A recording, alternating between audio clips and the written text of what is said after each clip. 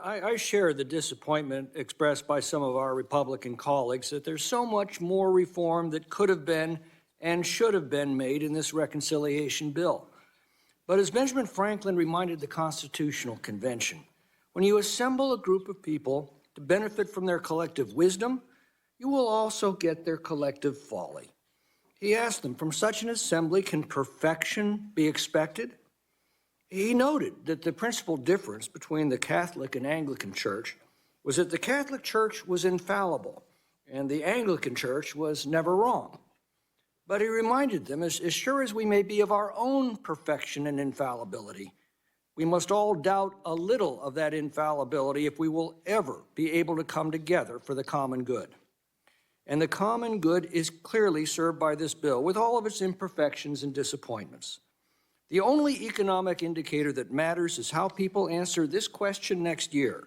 Are you better off today than you were 2 years ago? This bill provides much of the tax and regulatory relief that is needed to revive the American economy. But it has to be put in place now if it is to have time to work. By this time next year, Americans could be enjoying one of the most explosive periods of growth in our history. Only those who remember what it was like to wake up in Reagan's morning in America can know how exciting and joyful that feels.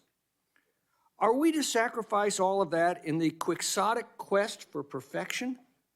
This is not the end of the fiscal reforms necessary to restore our nation's solvency, but rather the first step. The day after this bill becomes law, we will begin work on the 2026 Budget Act and the next reconciliation bill that will offer the next step toward enacting additional spending reforms.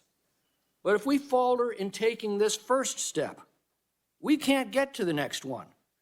We'll waste the summer squabbling and fuming to the delight of the Democrats and to the despair of the American people. If we succeed, we can then build on that success in the months ahead, adding additional spending reforms, a task that will be made easier by a prosperous and expanding economy and an electorate that can taste the success in their own lives and fortunes. As Lincoln said, it's not can any of us imagine better, but can we all do better?